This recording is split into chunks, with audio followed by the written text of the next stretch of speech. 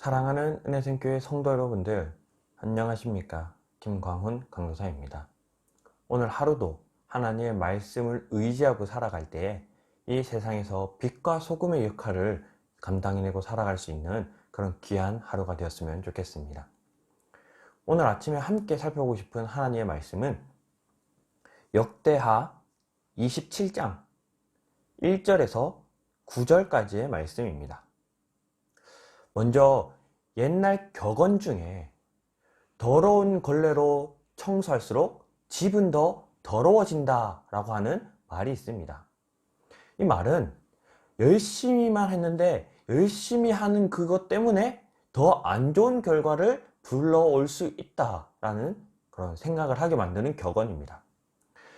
이 행위, 열심히 하는 행위가 결국은 안 좋은 일을 만들어내기 때문에 이 열심히 하는 행위를 때로는 돌아보고 또 때로는 살펴볼 수 있는, 즉 더러워진 걸레를 깨끗하게 빨아낼 수 있는 그러한 과정도 필요하다라는 겁니다. 이처럼 걸레가 더러워져서 그것을 깨끗하게 빨지 않고 그 더러워진 걸레로 집을 청소하다 보면 오히려 집이 깨끗했던 곳이 그 걸레 때문에 더 더러워질 수 있다는 거예요. 왜 이런 격언을 먼저 이야기했냐면요, 오늘 본문에는 요담 왕이 등장하고 있습니다. 이 요담 왕은 하나님 보시기에는 정직한 왕이었던 것 같습니다. 2절 말씀입니다. 요담이 그의 아버지 우시야의 모든 행위대로 여호와 보시기에 정직하게 행하였다라고 이야기하고 있습니다. 6절에도요. 요담이 그의 하나님 여호와 앞에서 바른 길을 걸었으므로 점점 강하여졌더라.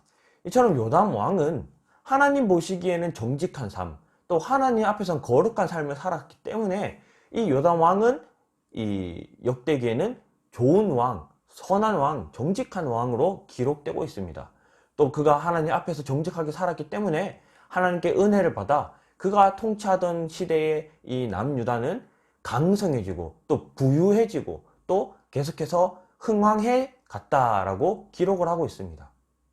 그래서 어느 지경까지 이 남유다가 흥왕해졌냐면 5절에 보면 암몬 자손의 왕과 더불어 싸워 그들을 이겼더니 그 해에 암몬 자손이 은 100달란트와 밀 만고르와 보리 만고르를 바쳤고 제2년과 제3년에도 암몬 자손이 그와 같이 바쳤더라.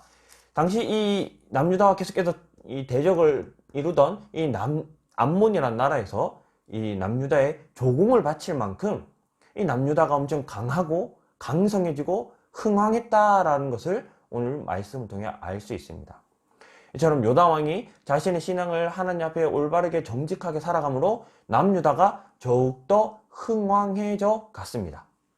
그런데 이 행위가 제가 앞서 언급했던 그 격언처럼 더러운 걸레로 계속해서 집을 청소하는 그러한 행위 같다라는 생각을 하게 되었습니다. 왜 그러냐면요, 요담 왕은 자신은 하나님 앞에 정직하게 살았지만 정작 그 나라를 이루고 있는 백성들의 삶은, 백성들의 신앙은 돌보지 못했기 때문입니다. 2절 말씀 다시 보겠습니다. 요담이 그의 아버지 우시야의 모든 행위대로 여호와 보시기에 정직하게 행하였으나 여호와의 성전에는 들어가지 아니하였고 백성은 여전히 부패하였더라.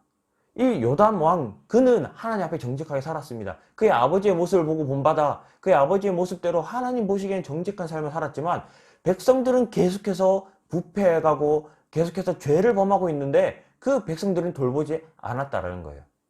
그래서 오늘 2절 말씀에 보면 이 요담 왕이 여호와의 성전에는 들어가지 않았다라고 기록을 하고 있는데 여기에 대해서는 아직까지 학자들의 이런 의견들이 다양한 것 같습니다.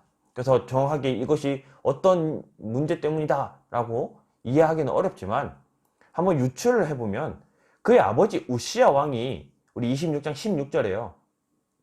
그가 강성하여짐에 그의 마음이 교만하여 악을 행하여 그의 하나님 여호와께 범죄하되 곧 여호와의 성전에 들어가서 향단에 분향하려 한지라. 그의 아버지 우시야가 강성해지면서 교만해져서 자신이 하나님 앞에 분향, 즉 제사를 드렸다라는 거예요. 당시 이 여호와의 성전에서 제사를 드리는 건 제사장만이 할 수 있는 행위였는데 왕이 교만해져서 자기 스스로도 하나님께 제사를 드리는 그런 죄를 범했습니다.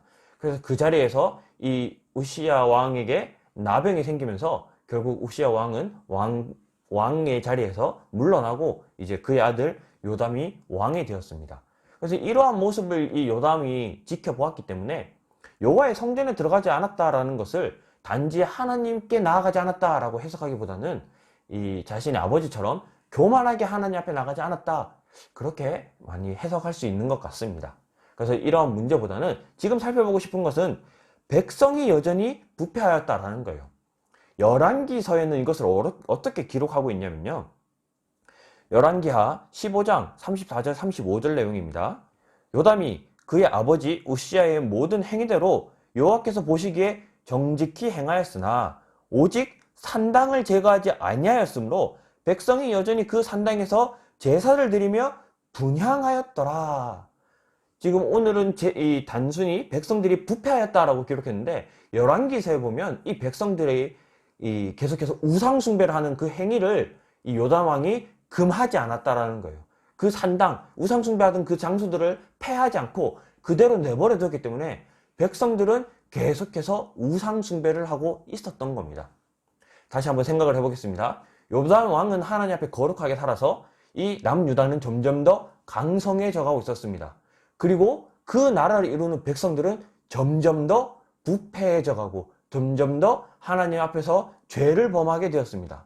그렇다면 요담 왕이 죽고 난 이후는 어떻게 될까요? 더욱더 나라가 강성해졌기 때문에 이 나라를 이루는 백성들의 죄악은 더욱더 큰 죄를 범하게 될 수밖에 없다라는 겁니다. 그래서 이 요담 왕이 이 더러운 걸레로 계속해서 이 집을 청소해서 자신은 그 열심으로 집을 청소했지만 결국 결과를 돌이켜보면 집은 더욱 더러워졌다라는 것처럼 오늘 이 요담 왕이 자신이 하나님 앞에 정직하게 삶으로 남유다를 더욱더 강성하게 만들었지만 그의 백성들을 돌보지 않았기 때문에 결국 이 남유다는 더 큰 죄악을 범할 이 기반을 마련하게 되었다라는 겁니다. 그래서 이 요담 왕의 아들 28절에 보면요, 아하스 왕이 등장을 하는데요, 이 아하스 왕 때의 남유다의 우상 숭배는 남유다 역사상 가장 악할 만큼 극에 달하게 됩니다. 이 아하스 왕은 자신의 아들을 불 가운데로 지나는 그런 끔찍한 제사를 지낼 만큼 이 아하스 왕 때의 남유다의 이 우상 숭배는 정말 하나님 보시기에 최악으로 극에 달하는 그런 범죄를 범하게 됩니다. 그래서 아하스 왕을 가장 악한 왕 중, 유다 왕 중에 가장 악한 왕 중 한 명으로 손꼽고 있는데요. 그처럼 이 요담 왕은 자신은 신앙을 올바르게 생활하고 또 나라를 강하게 만들었지만 오히려 그 행위가 남유다가 이후에는 더욱더 큰 죄를 범하게 되는 그런 기반이 되었다라는 거예요. 이처럼 우리가 오늘 이 말씀을 통해서 한 가지 좀 생각을 해봤으면 좋겠는 거는요, 내가 열심히 살고 내 신앙을 열심히 하는 것도 중요하지만 그것만을 바라본다면 우리 가족들, 다음 세대들이 무너져 갈 수 있다는 거예요. 예를 들어서 제가 예전에 다니던 교회에서 한 권사님이 매일같이 저에게 기도 제목으로 부탁하던 기도가 있었습니다. 그것은 바로 그의 아들이 하나님을 믿게 하는 건데요. 권사님은 정말 신실하게 하나님을 섬기시는 정말 신앙이 좋은 분이셨습니다. 또 그렇게 하나님을 열심히 섬기고 또 세상에서 열심히 사셔서 많은 부를 얻으시고 또 뭐 많은 능력과 많은 또 권력도 가지고 계셨던 그런 권사님이셨습니다. 그래서 그는 그의 자녀를 어릴 때부터 신앙보다는 공부에 더욱더 많은 시간을 투자하셨던 그런 권사님이셨어요. 그래서 시험 기간에는 교회보다는 학원을 먼저 다니도록 그렇게 아이를 키웠었습니다. 왜냐면 신앙은 이후에 가져도 되니까, 이후에 또 열심히 신앙생활 하면 되니까 어릴 때는 먼저 성공할 수 있는 이런 기반을 마련하기 위해서 공부를 계속해서 집중적으로 시켰다, 그렇게 말을 하였습니다. 그런데 그 아이가 이제 성인이 되고 장성해지고 나니까 더 이상 이 권사님의 말을 듣지 않고 하나님을 찾지 않고 교회도 나오지 않고 완전히 하나님을 떠난 삶을 살게 되었다는 거예요.